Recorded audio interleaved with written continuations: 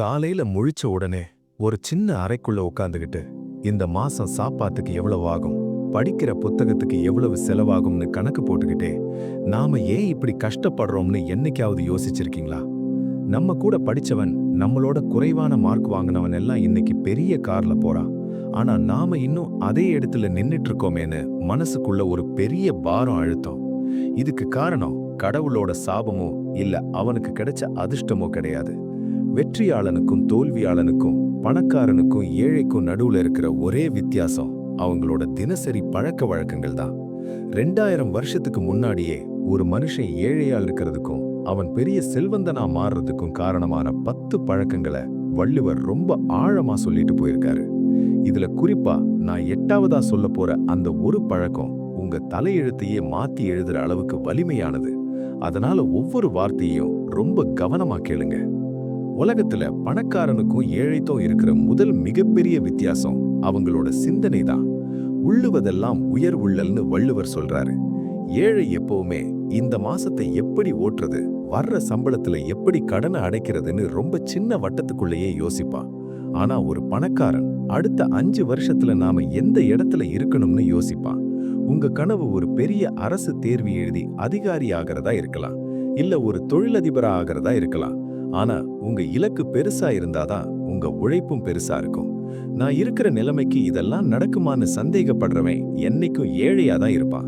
என்னால முடியும்னு நம்புறவன் தான் சரித்திரத்தை உருவாக்குவான். உங்க எண்ணம் தான் உங்களுக்கான முதல் மூலதனம். 2வது பழக்கம் சோம்பேறித்தனம். மடி கொண்டொழுகும் பேதை பிறந்த குடியும் மடியும்னு ஒரு பயங்கரமான உண்மைய வள்ளுவர் சொல்றாரு. ஏழை எப்பவுமே நாளைக்கு ஆரம்பிக்கலாம், சரியான நேரம் வரட்டும்னு காத்துக்கிட்டே இருப்பான். ஆனா வெற்றியாளன் நேரம் சரியில்லைனாலும் பரவாயில்லைன்னு கணத்துல இறங்கி வேலை செய்வான். நீங்க ஒரு விஷயத்துக்காக உழைக்கும் போது உடம்பு வலிப்போம், தூக்கம் வரும். அந்த நேரத்துல உங்களை அறியாமலேயே கொஞ்சம் ரெஸ்ட் எடுக்கலாம்னு தோணும். அந்த ஒரு நிமிஷம் தான் உங்க விதியை தீர்மானிக்குது. வலிய பொறுத்துக்கிட்டு வேலை செய்யறவன் முதலாளியா மாறுறான். சுகத்தை தேடி போறவன் கடைசி வரைக்கும் தொழிலாளியாவே தங்கிடுறான். 3வது வித்தியாசம் நேரத்தை அவங்க எப்படி பயன்படுத்துறாங்க அப்படிங்கறதுல இருக்கு. ஞாலம் கருதினும் கைகூடும், காலம் கருதி இடத்தால் செய்யும். ஏழை எப்பவுமே தன் நேரத்தை செலவு பண்ணுவான்.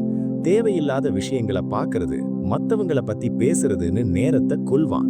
ஆனா ஒரு பணக்காரன் தன் நேரத்தை முதலீடு பண்ணுவான். உங்க கையில இருக்கிற 24 மணி நேரத்தை நீங்க எப்படி பயன்படுத்துறீங்கிறது தான் உங்க எதிர்காலத்தை முடிவு பண்ணுது. நேரம் தான் இந்த உலகத்துல ரொம்ப விலையுயர்ந்த விஷயம். காசு தொலைச்சா சம்பாதிச்சிடலாம், ஆனா கடந்து போன ஒரு நிமிஷத்தை கூட கோடி ரூபாய் கொடுத்தாலும் வாங்க முடியாது. வாய்ப்பு வரும்போது அதை சரியா பயன்படுத்துறவன் தான் வெற்றியாளன். 4வது பழக்கம் கத்துக்கிறது நிறுத்துறது.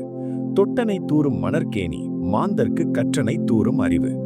ஏழைங்க நினைக்கிறாங்க படிப்பு முடிஞ்ச உடனே எல்லாம் தெரிஞ்சிருச்சுன்னு. ஆனா பணக்காரன் சாகிற வரைக்கும் ஒரு மாணவனாதான் இருப்பான். இந்த உலகம் தினமும் மாறிக்கிட்டே இருக்கு. நேத்து இருந்த தொழில்நுட்பம் இன்னைக்கு இல்ல. நீங்க ஒரு பெரிய இலக்க நோக்கி ஓடுறவரா இருக்கலாம், இல்ல புதுசா ஒரு தொழில் தொடங்குறவரா இருக்கலாம். உங்களை நீங்க தினமும் அப்டேட் பண்ணிக்கிட்டே இருக்கணும். புது விஷயங்களை தேடி தேடி படிக்கணும்.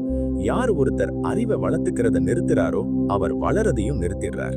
உங்க மூளைக்கு நீங்க போடுற தீனி தான் நாளைக்கு உங்க பாக்கெட்டை நிரப்பும். 5வது பழக்கம் பணத்தை கையாளும் விதம்.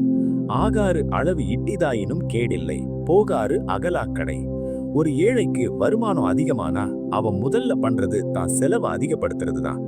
இல்லாத காசுக்கு இஎம்ஐ போட்டு போன் வாங்குறது, ஊரை மெச்ச ஆடம்பரமா ட்ரெஸ் பண்றதுன்னு காசு அழிப்பான். ஆனா ஒரு பணக்காரன் வருமானம் அதிகமானாலும் தான் செலவை கட்டுப்பாட்டுல வச்சுக்கிட்டு அந்த பணத்தை முதலீடு செய்வான். உங்களை மத்தவங்க பெரிய ஆளா நினைக்கணும்னு நீங்க பண்ற செலவு தான் உங்களை ஏழையாக்குது. உங்க தகுதிக்கு ஏத்த மாதிரி எளிமையா வாழ்றதுல எந்த அவமானமும் கிடையாது. பணத்தை மதிக்கிறவங்க கிட்டதான் பணம் தங்கும். 6வது வித்தியாசம் அவங்க பழகுற மனிதர்கள். நல்லினத்தின் ஊங்கும் துணை இல்லைன்னு வள்ளுவர் சொல்றாரு. ஏழை எப்பவுமே தன்னை விட குறைவான தகுதி இருக்கிறவங்க, எப்பவும் புலம்பிக்கிட்டே இருக்கிறவங்க கூட தான் சுத்துவான். ஆனா பணக்காரன் தன்னை விட அறிவாளிங்க, வாழ்க்கையில முன்னேறணும்னு துடிக்கிறவங்க கூட மட்டும்தான் பழகுவான். ஒரு தண்ணி எந்த நிலத்துல ஓடுதோ அந்த குணத்தை தான் எடுத்துக்கும். நீங்க 5 வெற்றியாளர்கள் கூட சேர்ந்தா 6வது வெற்றியாளனா நீங்க மாறுவீங்க. உங்களை குறை சொல்ற, உங்களை முன்னேற விடாம தடுக்கிற கூட்டத்தை விட்டு எந்த கேள்வியும் கேட்காம விலகிடுங்க. 7வது பழக்கம் தோல்வியை எதிர்கொள்ற விதம். இடுக்கண் வருங்கால் நகுக. ஒரு ஏழை வாழ்க்கையில பிரச்சனை வந்தா அழுதுகிட்டு மூலையில உட்கார்ந்துடுவான். என் விதியே இவ்வளவுதான்னு தலையில அடிச்சுக்குவான். ஆனா ஒரு பணக்காரன் பிரச்சனை வரும்போது அதை பார்த்து சிரிப்பான். பதட்டத்துல முடிவெடுக்காம இதிலிருந்து எப்படி வெளியே வர்றதுன்னு யோசிப்பான். ஒரு தேர்வுல தோத்துட்டா வாழ்க்கை முடிஞ்சிடுச்சுன்னு நினைக்காம அடுத்த கட்டத்துக்கு தன்னை தயார் பண்ணுவான். தோல்விங்கிறது வாழ்க்கையோட முடிவு கிடையாது, அது அடுத்த வெற்றிக்கான பாடம். பலமுறை கீழே விழுந்தாலும் திரும்ப திரும்ப எந்திரிச்சு நிக்கிற அந்த வைராகியம் தான் சாதாரண மனுஷனை சாதனையாளனா மாத்துது. நான் ஆரம்பத்துல சொன்ன அந்த 8வது முக்கியமான பழக்கம் இதுதான். ஊழையும் உப்பக்கம் காண்பர், உழைவின்றி தாழாது உண்யற்றுபவர். ஏழை எப்பவுமே தான் வறுமைக்கு அரசாங்கத்தை குறை சொல்லுவான், தான் பிறந்த குடும்பத்தை குறை சொல்லுவான், இல்ல தான் விதியை குறை சொல்லுவான். ஆனா பணக்காரன் எந்த ஒரு சூழ்நிலையிலையும் மத்தவங்கள குறை சொல்ல மாட்டான். தான் வாழ்க்கைக்கு தான் மட்டும்தான் பொறுப்புன்னு நம்புவான். கடவுளே உங்களை கைவிட்டாலும் உங்களுடைய கடின உழைப்பு கண்டிப்பா உங்களுக்கான கூலியை கொடுக்கும். உழைக்கிறவனுக்கு விதியை கூட மாத்தி எழுதுற சக்தி இருக்கு. இதுதான் வெற்றியாளர்களோட மிகப்பெரிய ரகசியம். 9வது பழக்கம், ஒரு செயல்ல இருக்கிற உறுதி. வினை திப்பம் என்பது ஒருவன் மன திப்பம். ஏழை ஒரு வேலையை ஆரம்பிப்பான், அதுல கொஞ்சம் கஷ்டம் வந்த உடனே அதை விட்டுட்டு வேற ஒரு வேலைக்கு போயிடுவான். இப்படி எதையுமே முழுசா முடிக்காம பாதி பாதியா விட்டுடுவான். ஆனா பணக்காரன் ஒரு இலக்கு ஃபிக்ஸ் பண்ணிட்டா அதுல ஜெயிக்கிற வரைக்கும் தூங்க மாட்டான். சுத்தி இருக்கிறவங்க என்ன சொன்னாலும் எத்தனை தடைகள் வந்தாலும் தன் பாதையை மாத்த மாட்டான். அந்த விடாமுயற்சி தான் அவனுக்கான வெற்றியை உருவாக்கி கொடுக்குது. 10வது பழக்கம், அவங்க பயன்படுத்துற வார்த்தைகள். இனிய உளவாக இன்னாத கூறல். ஏழை எப்பவுமே தன் கோபத்தை கட்டுப்படுத்த தெரியாம எடுத்தெறிஞ்சு பேசி பல நல்ல வாய்ப்புகளை இழந்துடுவான். ஆனா ஒரு செல்வந்தன் தன்னோட வார்த்தைகளை வைரத்தை விட மதிப்பு மிக்கதா நினைப்பான். யார்கிட்ட எப்படி பேசணும், எந்த இடத்துல அமைதியா இருக்கணும்னு அவனுக்கு நல்லா தெரியும். அன்பான இனிமையான வார்த்தைகள் தான் மனிதர்களை உங்க பக்கம் ஈர்க்கும். மனிதர்கள் உங்க பக்கம் இருந்தா செல்வம் தானா உங்களை தேடி வரும். இந்த 10 பழக்கங்களும் வெறும் வார்த்தைகள் கிடையாது, இது ஒரு மனிதனோட தலையெழுத்தையே மாத்தி எழுதக்கூடிய மந்திரங்கள். இன்னைக்கு நீங்க எந்த நிலைமையில வேணாலும் இருக்கலாம். ஒரு சின்ன ரூம்ல உட்கார்ந்து எதிர்காலத்தை பத்தி பயந்துட்டு இருக்கலாம்.